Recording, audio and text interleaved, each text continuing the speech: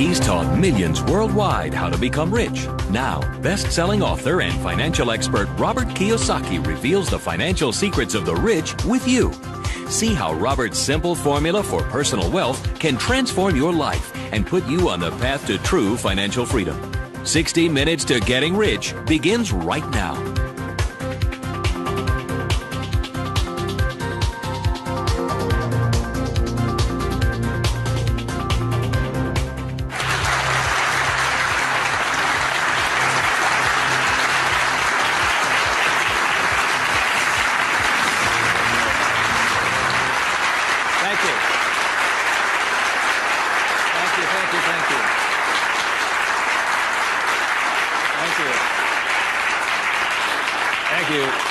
Very kind. Thank you very much. First of all, thank you for coming here this morning, and some of you came some great distances.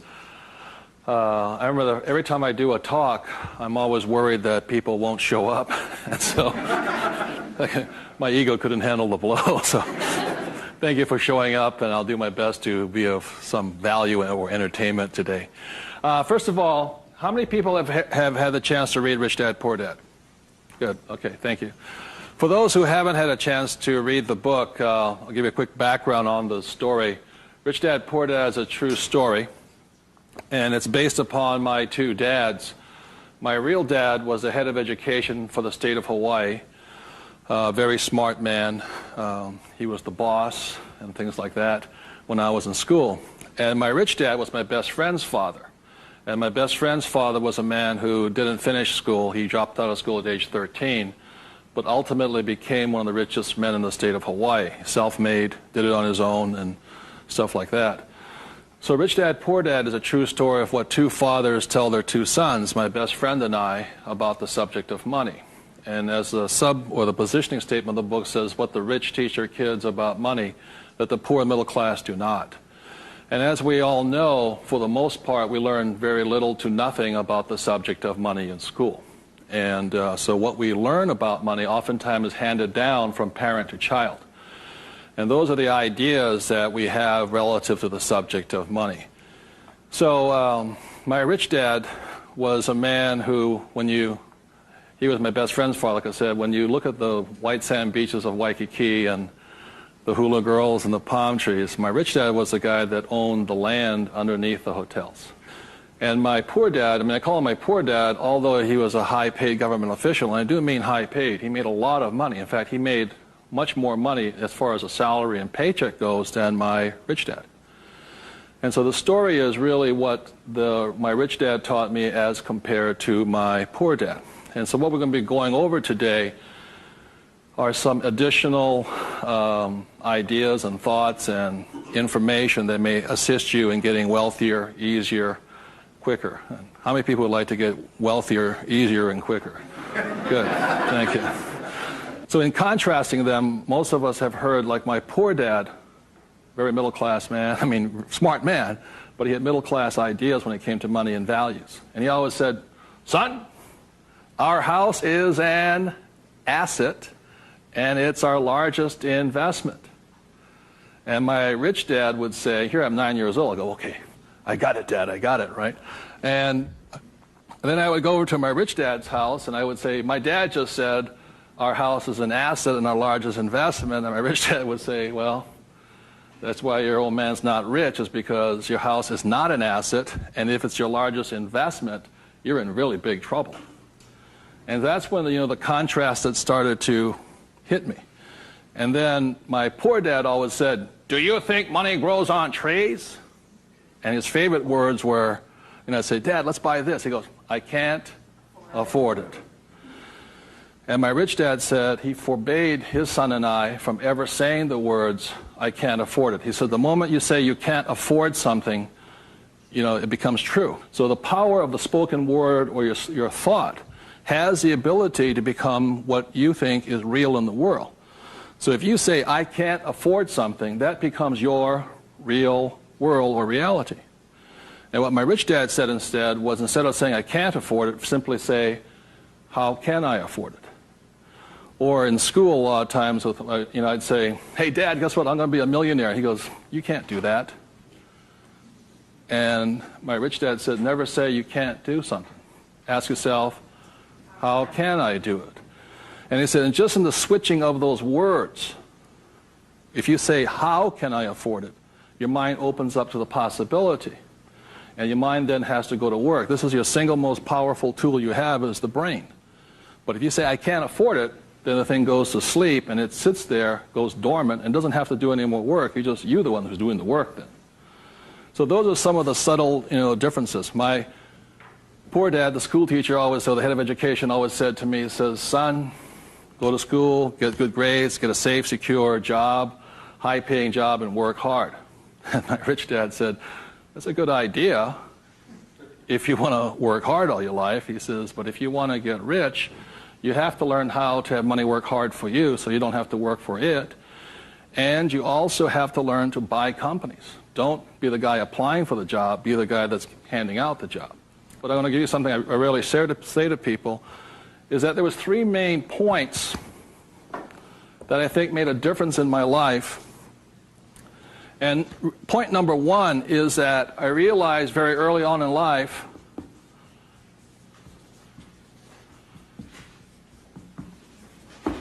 money is a what? Idea. It's whatever you think it is. Now, when people say, well, how can I get more money? I say, well, just first change the way you think. Change your ideas. That's the good news. That's all you have to do. I realize when I talk to people about money, I'm slamming straight into their ideas. And, a lot of times with money, there's several subjects you don't talk about at the dinner table: sex, religion, politics, and money, and whatever. And the reason for that is it's a very volatile subject. Whereas in my family, my poor dad, the school teacher family, was, I'm not interested in money. Money is not that important to me. I began to realize that was my poor dad's idea, was his attitude. Whereas my rich dad always said to me, money is power. Money gives you power. Respect it. Treat it respectfully. So there's all these different ideas about the subject of money. The thing I hear people say is, I'll never be rich. And that becomes a self-fulfilling prophecy, you see. And that's why money, just as an idea, is so, so powerful. And when I talk to people, I oftentimes ask them, I said, what did your parents tell you about the subject of money?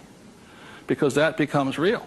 If you were told, go to school and get a job, see, many of us may not be in the same profession, but we're following the same path. And most people did not come from families that were rich. In America, less than 1 out of 100 people at age 65 becomes rich. In the richest country in the world. 1 out of 100. 4 become wealthy. I think 56% are dependent upon the government or a pension to take care of them. And they start going downhill.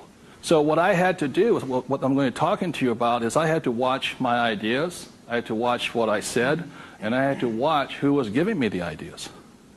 Okay?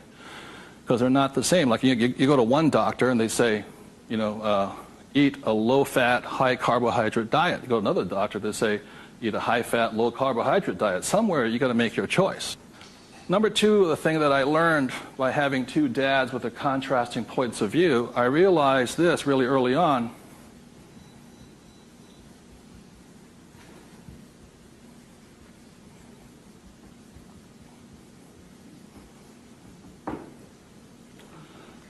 I realized that money doesn't make you what? Rich. Because my poor dad made more money than my rich dad. So I think one of the biggest mistakes we've been going into is a lot of times people actually think if I win the lottery, then I'll be rich. Or if I go to Vegas or gamble or my luck changes, then I'll be rich. It has nothing to do with it. Money is a very powerful tool, as my rich dad used to say. If you use it well, it'll make you richer. If you abuse it, it'll make you poor. So one of the big things that my poor dad made the mistake of saying, he always thought that if he got a pay raise, that would solve his money problems. And the trouble is, every time he got a pay raise, he got bigger problems. So it made him poorer and poorer the more money he made. Does that make sense, you guys? That was a very big problem with him. And then the third thing I realized by having 2 dads and having 2 contrasting points of view was that there's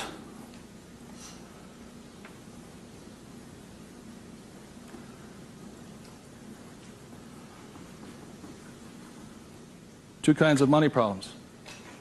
One problem is not enough money. The other problem is too much money. And they're both problems.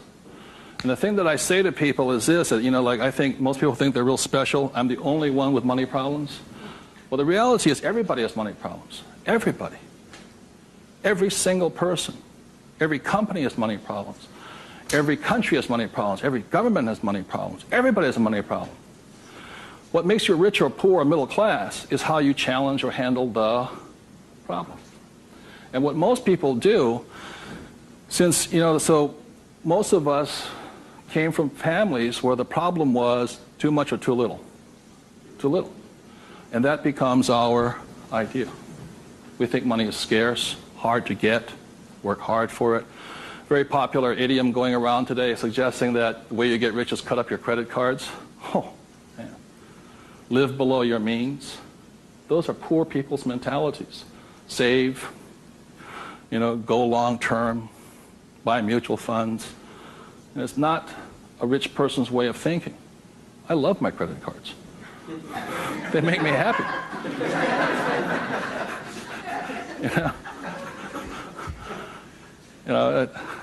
I drive, he says, drive a cheap car. I don't look good in a cheap car. I don't feel good. Now, the point I'm making here, again, there's poor, middle class, and rich. And very early on in my life, I really realized that being poor and struggling did not look good on my face. And I did not like it. But I grew up in a family that if you were rich, the idea was that you were crooked, evil, not caring, inhuman, not generous, and all that stuff. So if I said I want to be rich, then I went against my family's values. It was tough having that. Now, the other thing I saw was that by my rich dad managing his money well and becoming a business owner and an investor, that he got richer and richer and richer. Then he had a different kind of problem. His problem was too much money. And my rich dad said to me when I was about 18 or 19 years old, he said, son, there's two kinds of problems. Not enough or too much. Which one do you want? And at that point, doesn't make, and so I made an obvious choice. I said, I like the one with too much. I want to have that problem. And it's a very big problem. So knowing these three different things, I could make different distinctions and different choices in my life. The big point I want to make today is that money comes down to fundamentally a choice. That's all it is.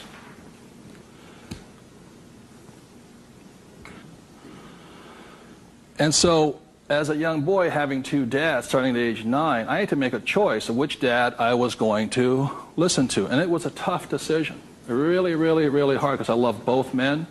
Both men were big men. If there was a role model that they filled, they were tall, and they acted like John Wayne or Robert Mitchum, not Pee Wee Herman.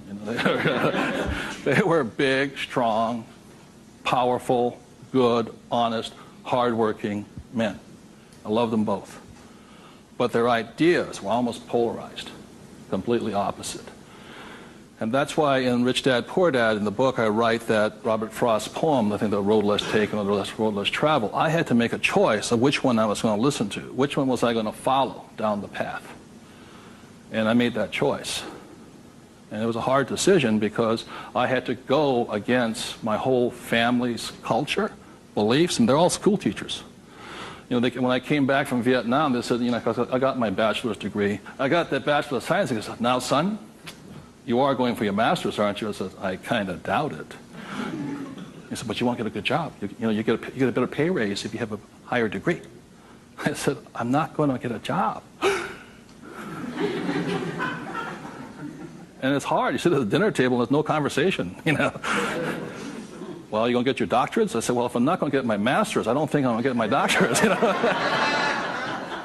Yeah, but you get a better pay raise. They came from the government model that it was not what you did, it was what your degree was that you got paid by. And that's their reality. It's not my reality. So I had to make a choice. And the thing I say to people is that in many ways I'm more like my poor dad. You know, when I retired in 1994, sold my company and all this, I was set for life. You know, I realized that I'd been too much like my rich dad, and that I wanted to run the second half of my life more like my poor dad, but I was going to teach people what my rich dad taught me. That was a decision I made. But the thing is, it's a choice. And my propensity, my natural inclination, my genetic makeup, my mental makeup is more to be poor. I have to fight my natural inclination to go for job security, to play it safe, save money, invest for the long term, all that other rot my father believed in. The point I'm making here is this: every morning I get up, I still make the same choice. Every morning I get up, I make the choice. Do I make the choice to be poor, middle class, or rich? And we all have that choice. You know, we have to, as individuals, make that choice. By the end of my talk today, you'll find out how easy it is to become exceedingly wealthy. But it's just a choice. Okay? So my intention is to maybe shake some of your core values. You know, think about the way you think, change the way you think. You may want to make some new choices and things like this. That's my purpose. So what I'd like to ask you to do is you find a partner. I'll give you about 30 seconds, and you can just talk it over. You talk about what your parents taught you, what choices you had, but more importantly, talk about this subject here. It's just an idea. What were some of the ideas you got from your family? The idea that you think you work harder and make more money, will that make you rich? I don't think so. And there's only two kinds of money problems. Which one do you want? If you're sitting by yourself, break out a notebook and just write down some of your thoughts. Because really, it's just your ideas that cause you to be rich, poor, middle class. So we take about 30 seconds and discuss with the person next to you some of these ideas. Thank you.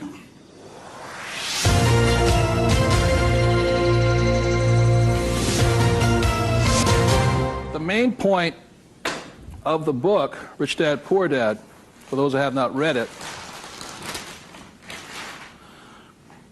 so this is book number 1. The main message and the point is the importance of financial literacy. Can you read a financial statement? So, again, comparing my rich dad and my poor dad, the school teacher, was very word literate. I mean, he read a novel a week. He read constantly.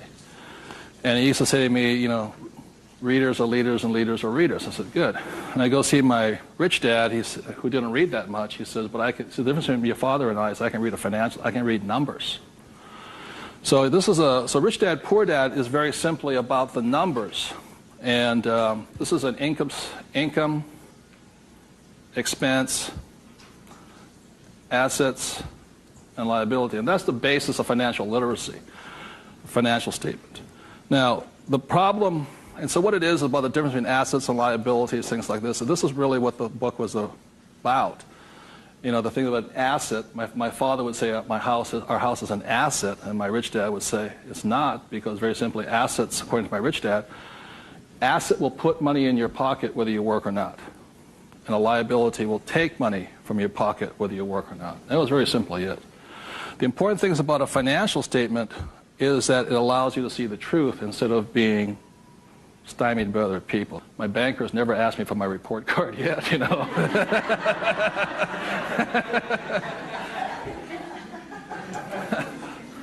And what your banker asks for is your what? Financials. Because what a banker wants to see is your financial intelligence, not your academic intelligence. And both are important. Academic intelligence is important, you know, forever. But so is financial intelligence. So what my rich dad said, your financial statement is your report card once you leave school. And the problem is 99% of the people leave school and they don't have a clue what a financial statement is, much less what a checkbook is. You know, they know credit card, but they don't know much beyond that. And so they're easily swayed with the idea your house is an asset, and that's what gets them in trouble. They can't tell the difference between an asset and a hole in the ground. So that's a big problem there. Okay? And then book number 2, which is this one here, was the cash flow quadrant. Quadrant means 4. And the quadrant was the 4 people that make up the world of business. E stands for employee, S stands for self-employed, B stands for business owner, and I stands for investor. So my poor dad always said to me, son, go to school and get a job. So he was programming me to come here. But I kept saying, but I want to be rich. And my mother says, yeah, don't listen to your dad, My mother was a nurse. And she says, if you really want to be rich, you should become a doctor. They make a lot of money. So my mother was saying become, specialist, self-employed, or small business owner, independent. You hear people say, if you want to be successful, get a profession. Something you can fall back on. Become a plumber, electrician, attorney, accountant, something you can fall back on. Because these guys are the smart guys. These are the people that become doctors, lawyers, accountants, and they're really the brains of the class. My rich dad said to me, Robert, you make a lousy employee. You can't follow orders. You don't like sitting still. And you're not very smart. I said, you're right. He says, you'd be very good over here. He says, because these guys aren't that smart. And that's the truth. That's why some of the richest people on earth are over here, because they're not smart. But they know how to surround themselves with smart people. And that's one of the biggest differences. And the other part is the investor. And the investor uses a different mentality, different emotions. The investor wants their money to work for them. And their words are, what's my return on investment? How soon do I get my money back? See, most people have the money in a 401k. That's not an investment plan, it's a savings plan. An investor would not do that because it ties that money up too long. I want my money in and I want my money out. I want to know when it comes back to me. It's called velocity. How soon do I put it in? How soon does it come back? Savers put it in and they leave it there forever. It's a different value system. My rich dad said, you always tell an employee by their words. They use the same words all the time. So an employee will always say, I'm looking for a safe, secure job with benefits. Always. My rich dad also said you can always tell a self-employed person because they'll say such things as, I'm going to charge you 6% commission, like a real estate salesperson, or $100 per hour, or I'm going to charge you for the job by this much. So they go, for these people, time is money. And the business owner, what they say, I'm looking for the smart people, best people, I'm looking for the best system. They don't, because they want to move on and start another business. They want to have multiple corporations. Very big difference. And an investor says, I want an ROI.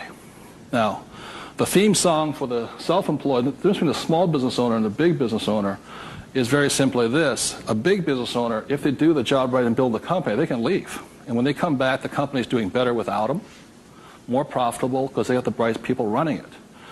A self-employed or a small business owner, if they leave, the income goes where? Down.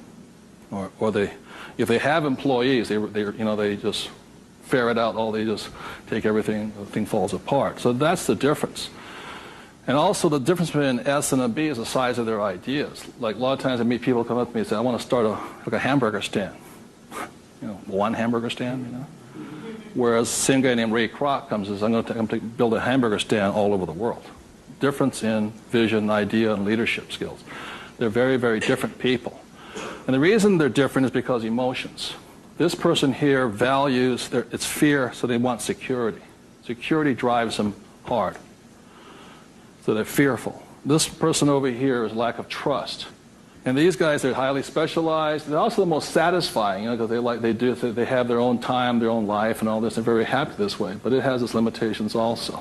And generally, these people are limited to about $500,000 a year max in here, just because time is money. Over here, it goes unlimited, how much you can earn. So there are very, very big differences in the thing. The investor here, their thing is they're neutral, emotionally neutral. In other words, what that means is they don't care if you're winning or losing. When somebody says, I'll go to somebody, the stock market's going to crash.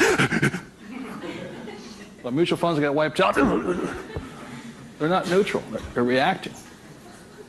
A true investor doesn't care if the market goes up or the market comes down because they're going to make money either way. That's an investor. They really do not care. They know that losing is part of winning. It's called money management, how well you do that and all this. Very, very neutral. And this person over here, the emotion is patience. You have to be patient. These guys want to get paid now. These people may not get paid, I think the average is 3 years, right? They don't get paid. That's why the first question when somebody comes to ask me to invest in their company is, are you willing to work for free for 3 years? I go, no. I said, well, I don't invest with you. Because you're still thinking like this. So those are the emotional differences. Because today, just being an employee is suicidal. Today you have to be employee plus an investor. You can be self-employed plus investor. Okay, you have to be on both sides of the quadrant, is what I'm saying, minimum. Whether you're here, here, or here. If you ever want some time off, you have to be an investor today. So very simply on, starting from the age of 9 and 10, I started here and I stayed here. That makes sense, you guys? I stayed here. Because this is my money working hard for me, so I don't have to work hard for money. It's a different point of view. They're very, very different. The rich have the best investments, number one, because they have money.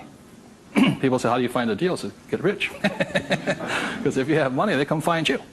It's really simple. The thing about this one here, the richest or the fastest game in the world played today, the way to get rich forever has been this one.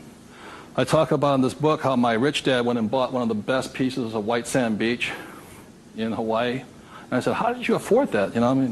He wasn't making any money. He didn't have a job. He wasn't this. He says, how do you afford the best piece of beach in Hawaii? He says, personally, I can't afford it. See, none of these people could afford it either. It's about $10 million. Individually, you cannot afford it, but your business can afford it. It's one of the biggest secrets of all. So the reason I started here and learned to build businesses so I could invest. So I can take down bigger and bigger properties by this. Individually, I cannot do that. I don't earn enough money as an individual, but my company can. So the thing about the third book, which is Rich Dad's Guide to Investing, is called the 90-10 Rule of Money. The 90-10 Rule of Money very simply says is this, is that 10% of the people always make 90% of the money, always. That's a very big part of it. And a big part of the investment book is how do you take your idea, build a business around it, and take your business public. So the reality, as I know, is every single one of you sitting out there in the audience, you have an idea that can make you exceptionally wealthy beyond your wildest dreams. Every one of you is creative enough to have an idea. The trouble is, when you went to school, they didn't train you to be a business owner. They trained you to be an employee, working for the rich. What the rich have the ability to do is take their ideas and create massive businesses out of them. So you have your business, which does your investing for you.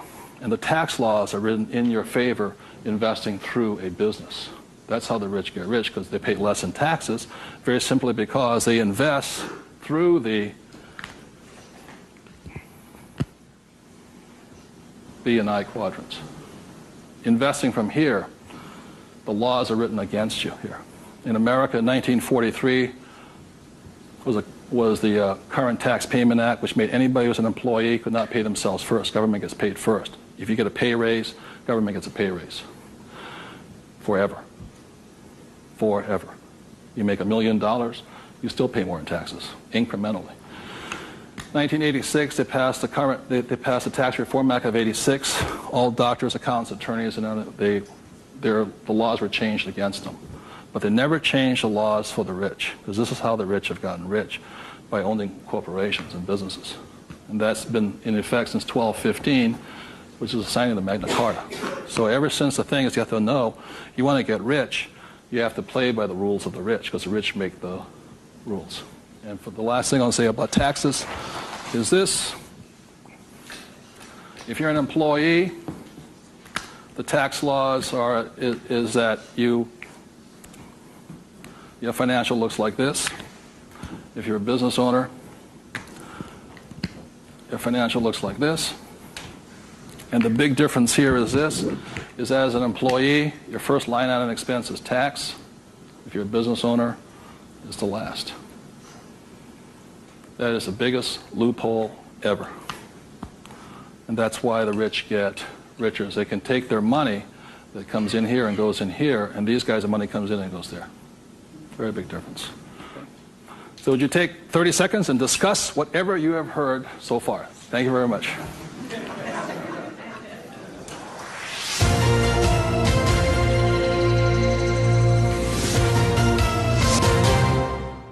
One of of ways I understand that money does not make you rich. When I was in my 20s, late 20s and early 30s, I became a millionaire. And it went straight to my head. And, you know, when you have money, you think your IQ goes up. In reality, your IQ goes down, you know. And it was fast cars and even faster women.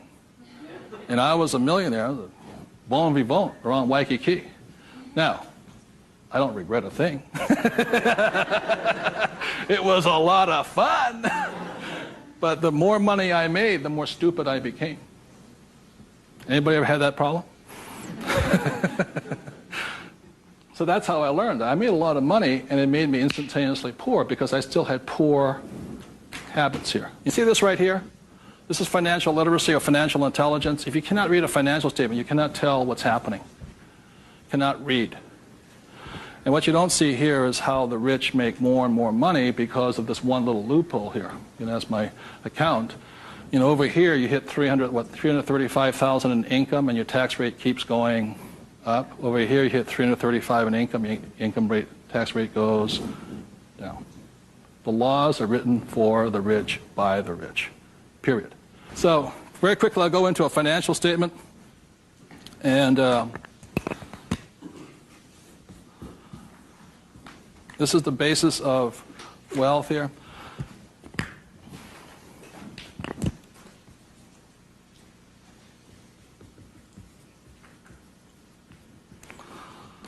So what happens to most people is they say their house is an asset and all this. My rich dad said, your house is not, whether a house is an asset or not, has nothing to do with this thing here. It has to do with the most single important word in business, and that word is called, what's the word? Cash flow. It's cash flow determines it. So, very simply, when I was 9 years old, my rich dad said an asset is something that flows money into your pocket, and a liability is something that takes money from your pocket. Just because your banker or your accountant says your house is an asset doesn't mean it's an asset. So when I read a financial, I see something listed here, and then I see whether it lodges up here. Now, if it doesn't lodge up here, then it must be going this way. It's going out the expense with no income. Does that make sense, you guys here? That's a very simple way of looking at it. Now, taking it one step further, this is where the confusion sets in, is very simply because if you buy a house for, let's say, $100,000, and you get an $80,000 mortgage on it, you put $20,000 down, the problem is your house is listed both asset as well as liability, and that's where the confusion starts. It's listed in both sides, and that's the problem. So the thing here is this, and by the way, the word mortgage comes from the French word mortir, which means death. You know, so that means you're engaged until you're dead with the house, and staggering. So let's say you buy this little green house here. Okay. The way you know it's an asset or liability is, let's say I use it as a rental property, and after paying all taxes, you know, taxes, insurance, and expenses, and all this stuff, I make $100 a month. It shows up over here under income of $100 a month. Now, if let's say I have a tenant who trashes the place, doesn't pay me rent, takes me a year to evict the bugger, immediately that house becomes a what? Liability. So the house can be either asset or liability, but it's not because it's an asset or liability listed here. What determines if it's an asset or liability is income and expense. So what makes a person struggle financially is that what they do is they go out and buy a house, and they call it an asset. So you have a house mortgage over here. You buy a car, you call it an asset. You buy yourself a Gucci suit, that's called an asset. You get a gold watch, it's an asset, and all this. But they're really what? Liabilities. And so what happens is, I can tell if a person's rich or poor or middle class very simply by reading the financial. I can look at the financial and see this. If money's coming in and money's going out, this is the cash flow pattern of a poor person. It's not how much money you make. It's how you spend your money. I know a doctor here in Arizona, he makes over $500,000 a year. But he spends $525,000 a year. It comes in and it goes what? Out. He thinks like a poor person. Okay. The average middle class person, because they have a job and the bankers like people with jobs and all this, they get all this stuff. This is their cash flow pattern. They have huge long-term liabilities. They're illiquid. Okay? And this is the cash flow pattern of the great middle class who think they're rich. My rich dad said, it's just because you live in a big house, have a nice car, and wear nice clothes, doesn't mean you're rich. You could be broke, more poor than the poor person. So the difference was, for me, was that I spent my life learning how to acquire assets. So I don't need a job. The object was never to work for money. It was to learn to acquire assets that put money in my pocket, either stocks, bonds, real estate, businesses. So this is the cash flow pattern of the rich. The way to find out how rich you are is this: is let's say you're married, husband and wife. If the two of you stop working, what happens? See, if my wife and I stop, income still keeps coming, because it's not dependent upon us working. The average person, all their assets, they realize if they stop working, are really liabilities. As my rich dad said, assets feed you if you stop working, liabilities eat you. And the reason they can't stop working is because the liabilities eat them. So the definition of wealth is how long can you survive without working? And it's measured in days or years in time. So when I retired in '94, my wealth was infinite. In other words, I always had more than enough money coming in that was greater than my expenses. And that's a way of thinking. Would you please take 30 seconds to discuss that thing on cash flow? It's cash flow that determines if you're rich or poor, okay? Thank you.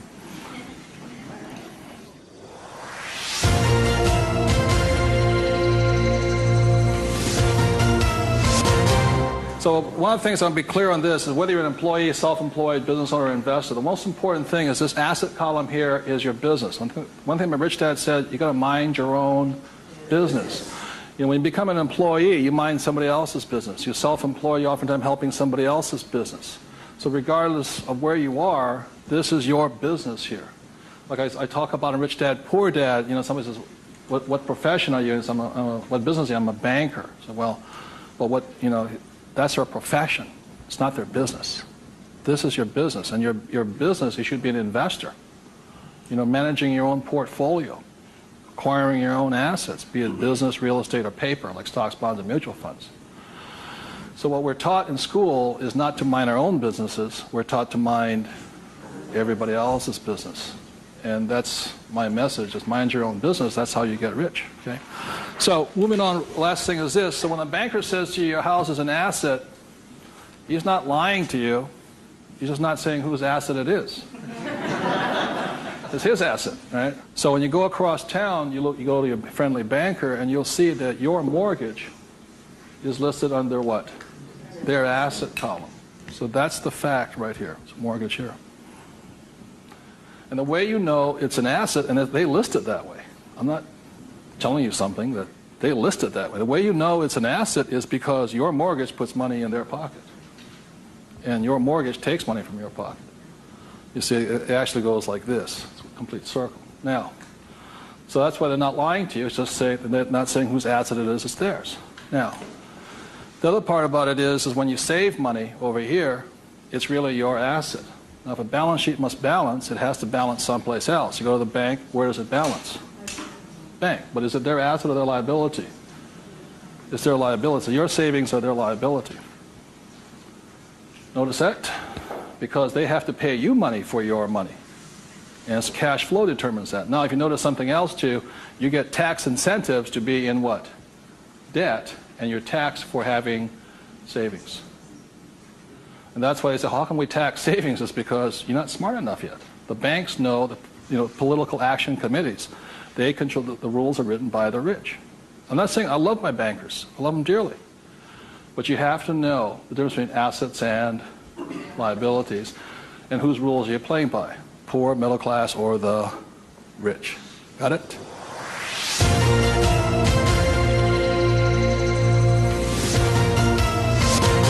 I'm going to talk about a subject that's getting nearer and dearer to many of my peers' hearts lately. And the subject is retirement, or the lack of the ability to retire. So I said the way I retired early has to do with the issue of this.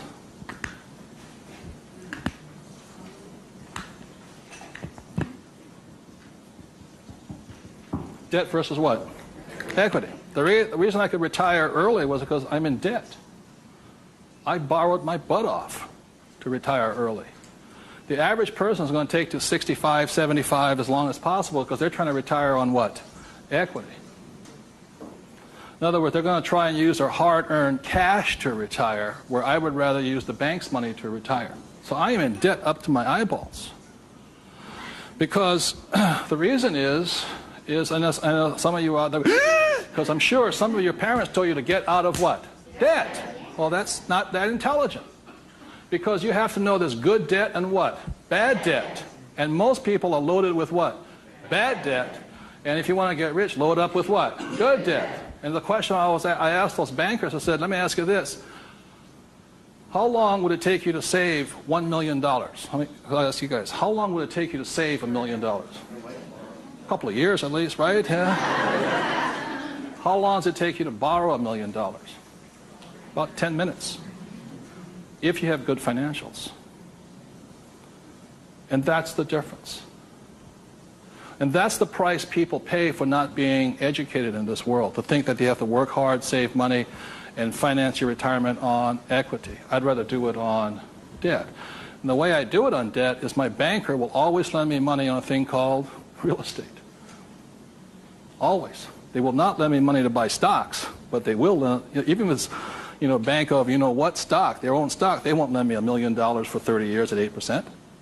But if I find a commercial building, $1 million, 8%, 30, they'll all day long. The thing that scares me right now is never have so many people in the history of the world bet their retirement on the stock market. And they've bet real money. Am I correct? And trust me, the market will crash. Always has and always will.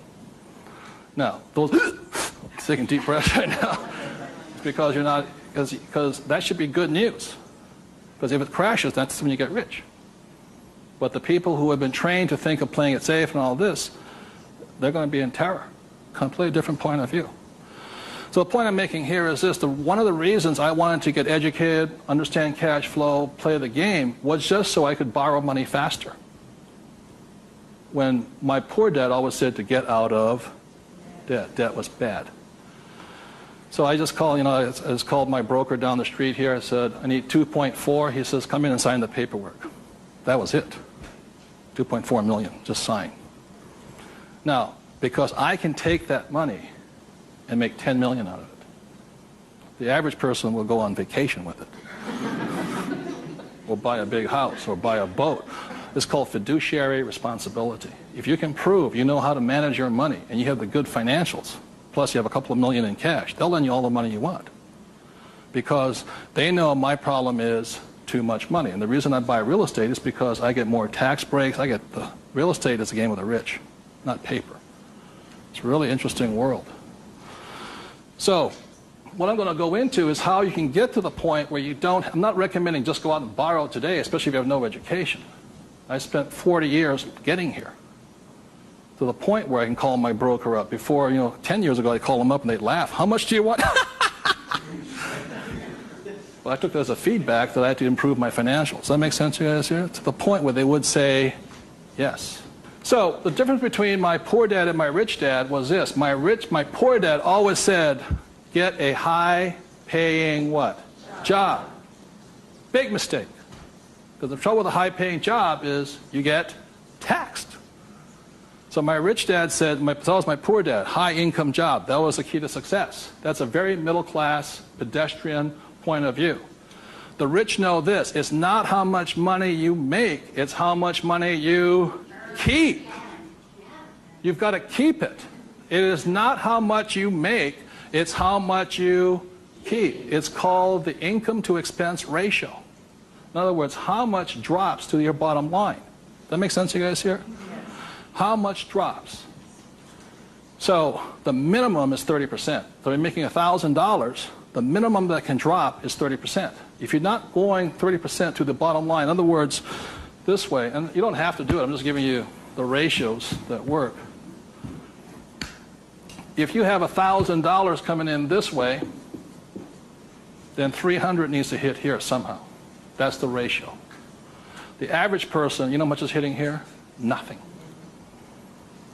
That's why they're poor. They're making more and more money, a high-paying job, you know. I went to the university to get a high-paying job, and I'm now at GS-19, and I'm getting more money, but less is dropping here. Does that make sense to you guys here? Because they're buying more what?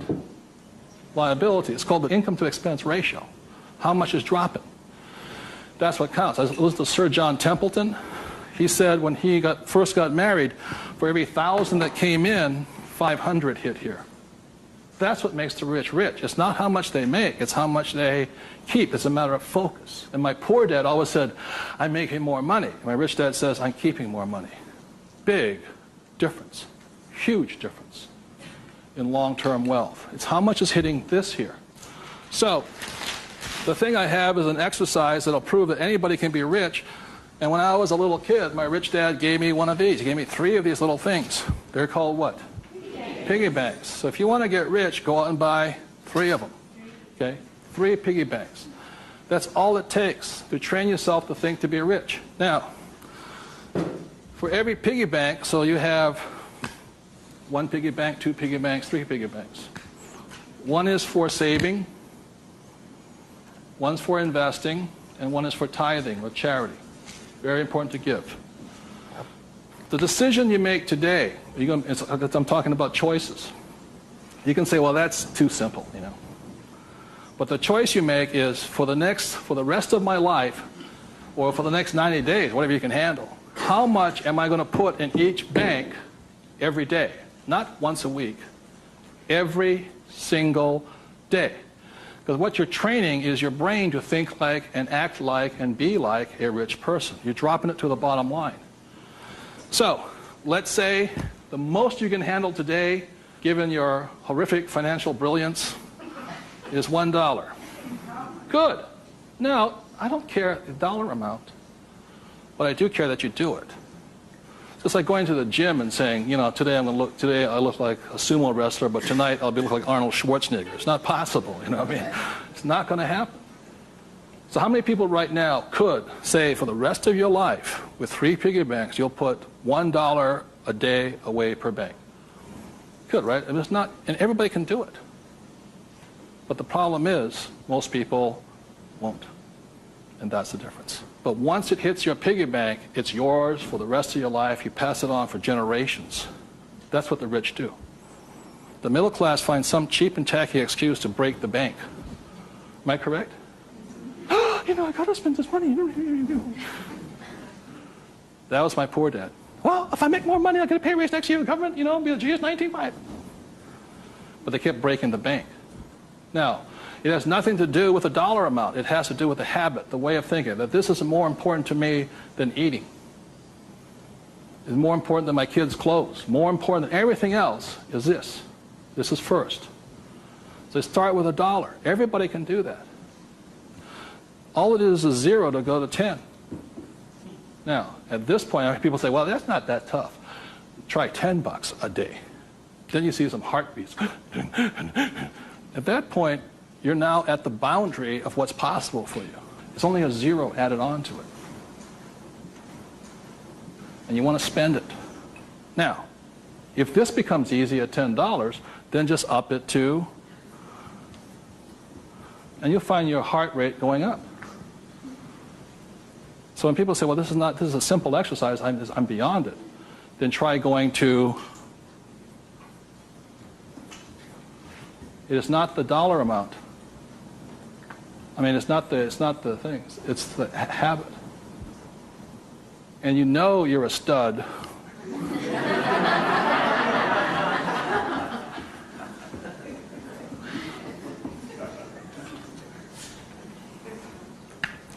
This never spent. This is what your mad money is. You buy your properties and stocks and bonds, mutual funds with. You can afford to lose this if necessary, but you never lose this one. And you tithe your church or charity of your choice. Now, I give to the charity that I would like to support, but I don't have the time to support. So you put your money where your body would be. Does that make sense to you guys here? My rich dad gave it to his church. My poor dad gave nothing. He says, when I have the money, then I'll give it. That's why he was poor. The next point here is that my rich dad always believed in job security. My poor dad, job security. And my rich dad believed in financial security. So the way you get financial security is, again, via these three things. This is the basis of it. Savings, investing, tithing. So the way you get financial security is start with this, and then I start investing with this. Does that make sense? My investing account, this is when I had my fund. I play with that money. So the deal here is this, whether you're buying a business, real estate, or paper, the ratio is this. You can ask my wife the question. For every, somebody says, well, I don't have any money. How do I get some money? I said, start with that, the 3 piggy banks. Or how do you find a nothing down deal? The reason they want a nothing down deal is because they got nothing to put down, right? And that's the most risky thing you should do. You can only take a nothing down deal when you have a lot of money to put down, because it's too risky. I can take a nothing down deal because I got the money to cover it in case it goes bad on me. But the point here is this, how I got my experience, how I can find a deal is this. You can ask my wife this. For every one property I buy, how many properties or businesses or stocks do I analyze? 100. That's the ratio. Before I buy one piece of property, I will analyze a minimum of 100 properties. If I don't buy one property in that 100, I start all over again. It's 100 to 1 is the ratio. That's how I find a deal. Not only that, is when I had no money, what was I doing? Still analyzing a deal. It's 100 to 1 before you can find one deal. When people come, I went with a ride with a realtor and we found one property and we bought it. I said, how many did you look at? Just that one. That's an idiot, not an investor. They have no clue. The way you want to find out the market trends, the ups and downs, the ins and outs, is you got to analyze 100 deals. Out of that 100 deals, you put in offers on 10. Because 90 are bad. But in the practice of analyzing the deal, you get smarter. I learn more. I learn something from each deal I look at. Of the 10 I invest in, or I put offers in, I might get 3 accepted. Now, this comes from my friend Dolph DeRoos, who's a real estate genius. He says, if this number is like 6, what does that mean? You're offering too much money. That means you're not being tight enough. You've got to screw it down a little bit more. It gets down to nobody accepting you're too tight. So you want to keep it in this ratio. Of that, you'll buy one property. When people say, how did I get my education? I got my education evaluating deals. I estimate to this day right now, I've looked at over 50,000 deals. That's how I got smart. Instead of going to work, I look at deals. If I'm buying a business, the ratio is the same. 100, 10, 3, 1. If I'm buying a stock in a company, I've got 100 companies, same ratio. Everybody can do that. Does it cost them any money? No, not at all. It's free. When I go on vacation with my wife, Kim, she knows where I'm going to wind up. It's a real estate office or a brokerage office because it's a habit. So this is what gave me financial security, and what my poor dad focused on was what? Job security. He had no assets when he lost his job. Okay? 30 seconds, please discuss that ratio. 50,000 properties I've looked at now.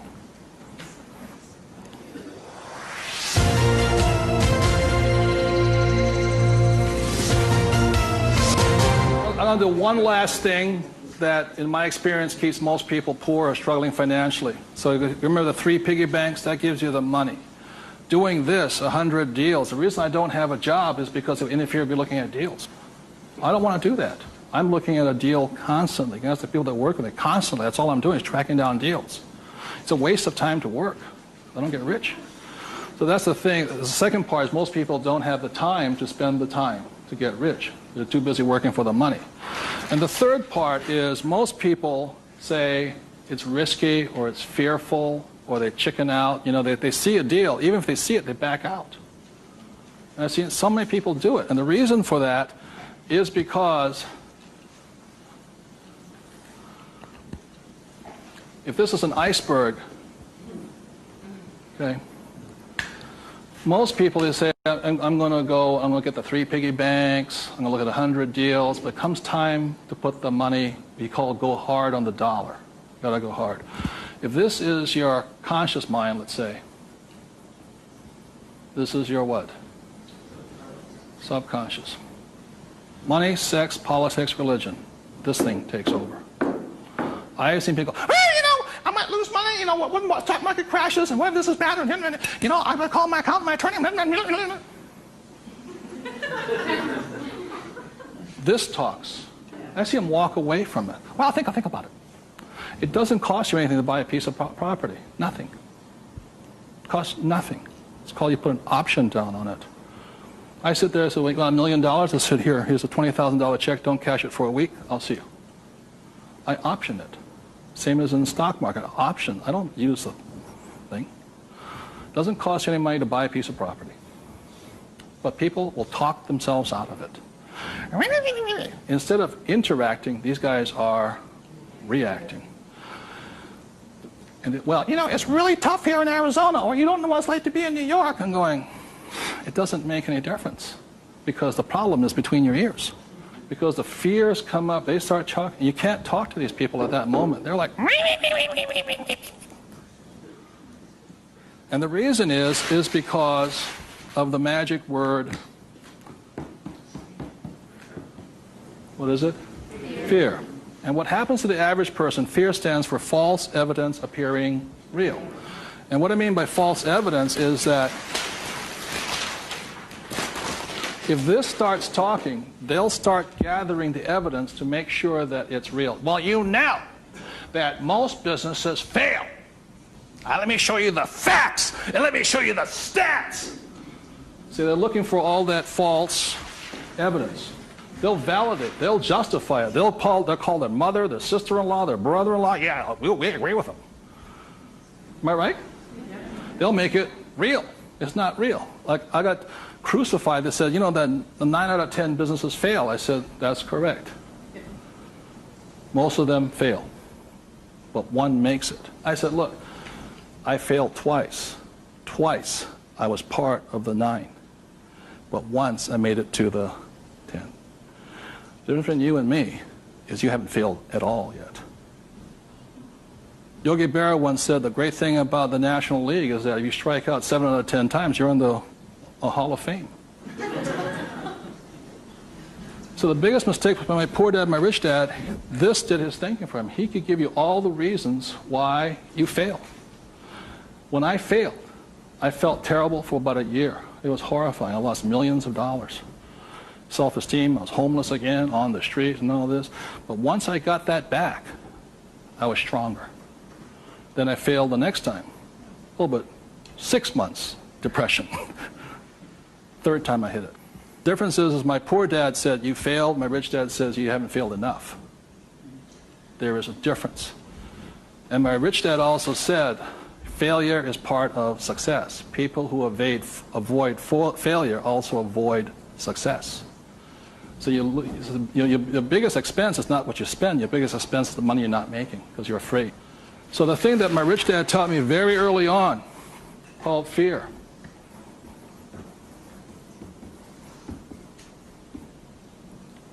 Fail early and fail responsibly. Look, if you know you're going to fail, do it now. Don't wait. Because each time you make a mistake, you get smarter if you do it responsibly. So the thing that I do is when I fail, I go, like I said to my investors a couple of 4 years ago, I said, I need to raise $3 million. The chances are we're going to fail. And if you can't handle the $50,000 shot, don't put your money in here. There's a good chance I'm going to fail on this one. So people left the room, and I got more money because I was forthright with them. I said, if I lose it, I'll tell you I lost it, and I'll tell you the next deal. But failure is part of the process. So the thing that I say to people is fail early, correct, but fail small. The first deal my wife and I did when we got back into real estate was a $45,000 deal, $6,000 down. If we failed, we would have got smarter than somebody who didn't fail at all. But we didn't. So we pushed the boundary, going bigger and bigger, hoping to fail. While everybody's avoiding failure, I'm hoping to fail because I'm going to get smarter. I open my mind up, I ask people for their advice, I synthesize the data, make my own decision. But I live and die. If I make a mistake, I own this. I apologize, I blew it. I made a mistake. This is what I learned. Continue on. So I want to thank you all for being here. The thing I want to leave you most with is that every morning, as a 9-year-old boy, I thought, who was going to listen to? It was a choice, rich dad or poor dad. Every morning I get up and I still make that choice. Who am I going to listen to? And I hope you make your choices for yourself. Thank you very much.